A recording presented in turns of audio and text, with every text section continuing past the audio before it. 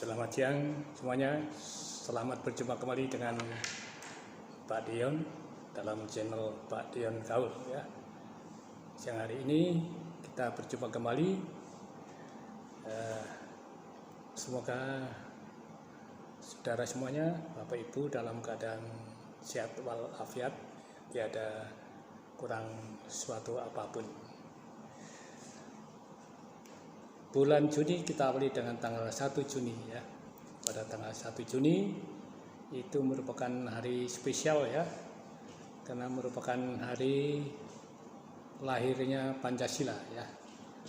Ada beberapa kontroversi ya tentang hari lahir Pancasila ini, karena ada juga yang berpendapat lahirnya Pancasila itu tanggal 18 Agustus, dan ada juga yang lain ya, karena ada juga kadang-kadang motif ya politik ya di balik sejarah ya. Jadi ada yang sejarah terbalikkan atau dikaburkan ya untuk kepentingan politik ya. Nah, pada hari kita bahas tentang hari lahirnya Pancasila yang sudah diperkuat oleh ketetapan presiden ya, yaitu pada Kepres ketetapan presiden nomor 24 tahun 2016 ya, dan pidato peringatan Pancasila pada tanggal 1 Juni 2016 ya. Pada waktu itu ditetapkan bahwa hari lahirnya Pancasila ditetapkan oleh presiden sendiri, yaitu pada tanggal 1 Juni ya. Jadi ini bukan sudah merupakan keputusan pemerintah ya, yang pada waktu itu terjadi kontroversi ya tentang lahirnya Pancasila itu pada tanggal berapa ya. Jadi untuk lebih jelasnya kita bahas ya, bahwa tanggal 1 Juni itu diambil dari pidato Soekarno ya, pidato Presiden Soekarno, waktu itu belum presiden ya, pidato Soekarno pada rapat BPUPKI ya, Badan Penyelidik Usaha Persiapan Kemerdekaan Indonesia. Jadi waktu itu kita belum merdeka. Nah, ini BPUPKI ya, ini mulai bersidang atau berapat untuk menentukan dasar-dasar negara kita ya, yang akan dipersiapkan nanti kalau kita merdeka ya. Jadi tepatnya itu rapat BPUPKI itu pada tanggal 29 Mei ya. Pada tanggal 29 Mei sampai 1 Juni 1945 ini tanggal diadakannya rapat BPUPKI ya. Jadi BPUPKI membentuk panitia kecil ya, panitia kecil untuk merumuskan dan menyusun ya Undang-Undang Dasar dengan pedoman pidato dari Bung Karno waktu itu ya. Jadi panitia tersebut terdiri dari Bung Karno ya, Bung Karno sendiri, dan Bung Hatta, lalu ada lagi Mr. A.A. Maramis ya, ada Adi Kusno Cokro Suyoso ya, ada lagi Abdul Kahar Mujakir ya, Abdul Kahar Mujakir, lalu ada Agus Salim ya, ada lagi Ahmad Subarjo, lalu Wahid Hasim, dan Muhammad Yamin. Nah, ini anggotanya waktu itu ya. Lalu Pancasila nanti akan ditetapkan dalam Mukamah ya, Mukadimah ya, Undang-Undang Dasar 1945, dan disahkan sebagai dasar negara ya, nantinya pada tanggal 18 Agustus 1945 ya. pada waktu itu Ketua BPUPKI Dr. Rajiman Widjo Diningrat menyebut bahwa pidato Soekarno tersebut berisi tentang lahirnya Pancasila, ya, dan nantinya ditetapkan oleh Presiden, ya, Presiden Joko Widodo, ya,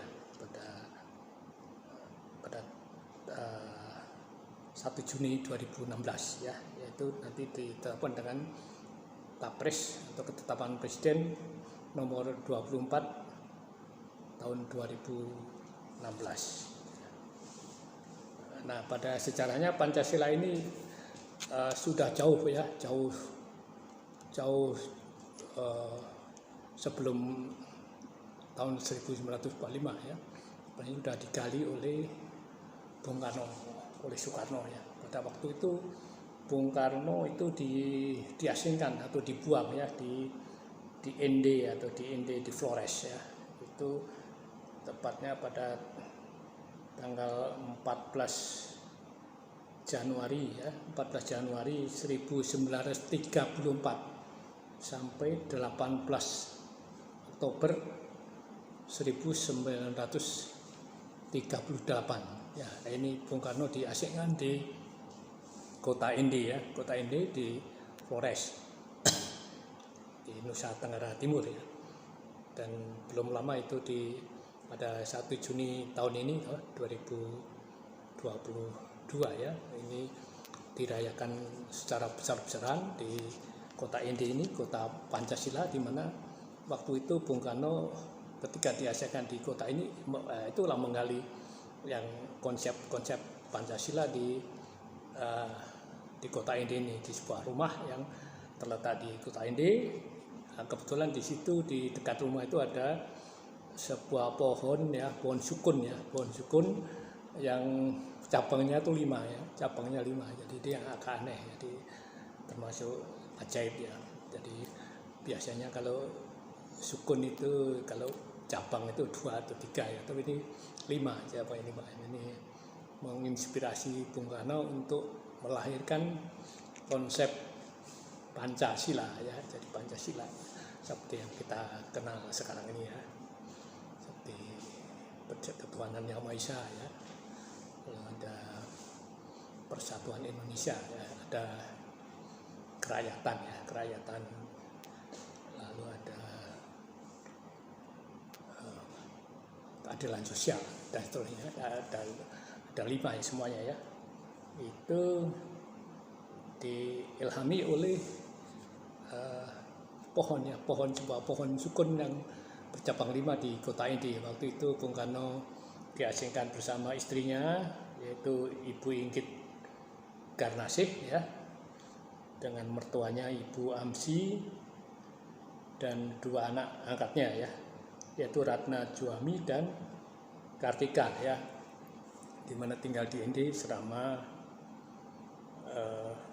4 tahun, ya, dari 1934 sampai 1938, ya, di mana Bung Karno waktu itu sering, ya, bahkan ketika di Kota Ende ini sering datang ke gereja, ya, di gereja di dekat rumah pengasingan itu ada gereja di mana dihuni oleh 2 orang pastor, ya, 2 orang pastor Katolik, ya. Itu kebetulan di situ di gereja itu ada perpustakaan, ya, di mana Bung Karno hampir setiap hari datang ke gereja ini untuk membaca buku-buku, sehingga Bung Karno bersahabat erat dengan kedua pastor Belanda, ya, kedua pastor Belanda yang ada di Kota Ende ini, ya. Dan pada waktu itu pastor sudah memprediksi, ya, atau meramalkan bahwa Bung Karno itu nanti akan jadi presiden, ya, presiden Indonesia. Dan benar, ya, beberapa sekitar tahun 1951, ya, kalau tidak salah itu Bung Karno datang kembali ke Pulau Ende ini sebagai presidennya. Dan waktu pidato di sebuah lapangan yang luas itu, Bung Karno menanyakan apakah ada di antara kalian, ya, yang bernama pastor, waktu itu pastor yang ada di gereja itu ya, dipanggil ya, waktu dan pastor itu hadir ya di panggung, ditanya oleh Bung Karno ya. Sekarang saya datang lagi ke Indi ini ya sebagai presiden ya. Pastor minta apa ya? Jadi waktu pastornya ditanya ya, pastor minta apa kepada presiden? Terus pastornya minta tidak minta harta benda ya, tidak minta hadiah apa-apa, dia minta menjadi warga negara Indonesia ya. Dan Presiden Soekarno waktu itu langsung ya mengabulkan ya. Pada hari ini juga pastor saya angkat menjadi warga negara Indonesia ya, dan administrasinya segera kita proses dalam waktu yang secepat-cepatnya. Begitulah, jadi pastor akhirnya bertemu dengan presiden, bertemu dengan pastor itu, dan akhirnya pastor itu menjadi warga negara Indonesia. Demikianlah sekilas info tentang lahirnya Pancasila.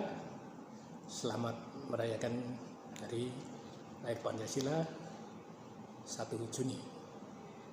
Terima kasih. Jangan lupa untuk subscribe, ya, like, dan komen. Terima kasih.